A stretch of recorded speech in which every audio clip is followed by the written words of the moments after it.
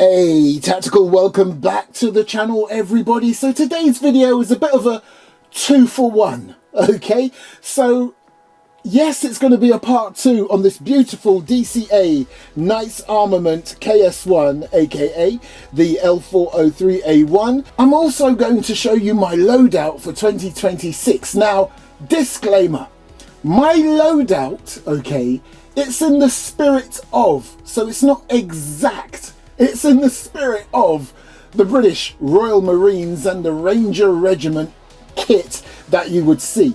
Again, I have to say this. It is not exact. It's in the spirit of.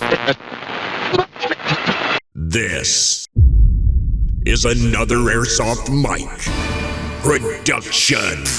And I will also touch on how much of a headache it was trying to get MTP and the various other camo fatigues to match, but we'll talk about that later on. So let's start with this. So on your screen now you can see my one Tigris tactical helmet, complete with an OpsCore AMP communications headset, a tribute version. I'm sure you know what I mean by now when I say tribute. Complete with a tactical arm so that I didn't have to have a band over my head or anything like that. As you can see, it attaches directly to the rail on the helmet. And right there, there's a reference image that I used to inspire me as to what I wanted to do with my setup. As you can see there, I've got a set of semi-dummy night vision goggles. Now, I say semi because they're not 100% dummy. And I'll show you what I mean. So, if you were to deploy the lenses, can you see what happens? Some green LEDs turn on, just to give you that illusion of night vision goggles. So when you look through it, you kind of gives you that effect. But yeah, they're dummies, they're not real. But I love that you can do that. And as soon as you put them back down, they switch off. So on any given day, I may decide I don't want this night vision setup on my helmet, so I'll whip that off, and I have on order one of those tactical lights. And then here I decided to go for a Viper Tactical plate carrier, and as you can see, I got myself a tactical phone holder, and I was pretty surprised because I was wondering if it was going to fit a big old phone, so I used one of my old phones that I don't use anymore. I mean, that's one of my old Samsung Note phones, which is bigger than the iPhone that I'm using now, and it still fits in there nicely. Nice. So right there on the front, I've got a triple mag pouch from one Tigris, and right on the side, a little pistol mag pouch.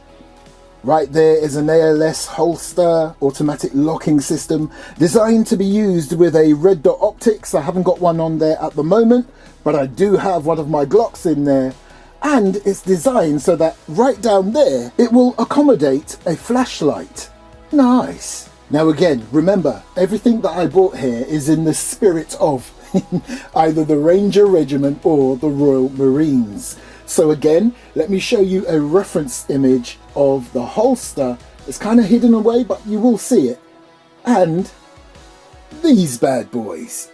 These are my Pentagon Mongoose gloves. And I have various pouches all installed on my D-Tech Tactical Adjustable Combat Belt, which is padded and has a molly system on there and is high density too. So it really does feel like a quality bit of kit. It doesn't feel cheap or light at all. And then we have my radio setup. So one is real, one is a dummy. So the dummy one, and I tell you what, the pictures of this online does it no justice. Now that I've got it in my hand, it looks way better than what I expected. Now it is light as hell, of course. I would go as far as to say the actual antenna and the little metal sections you've got here to attach these various bits of equipment, the antennas and everything, makes up the majority of the weight. Loving the detail on the top. However, it all depends what I want to use on a particular day, and remember, I do use some of this stuff for filmmaking, so Again, I decided if I really wanted a functioning radio, I also bought this bad boy right here. A Baofeng AR152 Pro GPS walkie-talkie. In some countries, you need a license. And I just love the antenna setup there too. Again, in the spirit of, I did my research. I saw a much shorter, smaller radio. I think it was the PRRH4855 or 4855 radio. A lot shorter. That is used by various units or some units. But I just decided to go for this bad boy because it looks in your face and big. That one too, but not quite as big. Right, the Knight's Armament KS-1. So, on my Instagram and in my shorts, I did a little video to say, should I take off the front and the rear sight? And as you can see quite clearly, I decided to do that. However, the decision was split. There were people in the comment section saying, yeah, take them off. What do you need them on there for? If you've got that bad boy and that bad boy. But I also saw other people saying, no, leave them on. Backup sights. So again, hit the comment section. What would you do? Would you have your setup like this and do away with the iron sights or not? So as you can see there, I ended up going for an L3. I do believe I mentioned that in the first video of this Knight's Armament KS-1. I went for the metal version because I think it looks a lot better than there's a plastic version of this from the same company. Now this is a tribute version, okay, I'll say that, but it is an NGAL, meaning next generation aiming laser. And I also swapped out the flashlight and instead I went for a scout light. Nice. But let me bring you back to the NGAL. Look how cool this thing looks. Absolutely stunning. Again, very sturdy, very metal. I also decided to take off the pressure switch that I had on there before and put on this more compact, tactical looking one. So that operates the flashlight and the NGAL. You can see the laser there on my glove. And if I press this, there's your scout light. Right, so I've just rolled the KS-1 over to its side so I can show you my cable management. So as you can see, they are no longer loose. They're pretty tight against that rail piece and everything. But the reason why they are is because I'm using these clips. And there's the other side. You can see how the clips are holding down the cables. I also decided to go for a 30-degree QD swivel sling mount. Talking about slings, as I mentioned in the first video, that's a Magpul MS4 QDM. It's not cheap, it's pretty expensive, but I tell you what, you really can tell the difference between a sling like this and one that is, you know, airsoft. And then we get to this bad boy, which came with the KS-1 if you choose it whilst you're selecting it at DCA. Nice little tribute, that. And then something I failed to mention in the first video, although I did show it to you and I did make a big deal about it, what I didn't tell you is that this bad boy is steel. So that outer barrel right there, which is dimpled just like the real thing, it's steel. Yes, this Airsoft version, steel. Nice. Now, I also got myself a 45-litre backpack.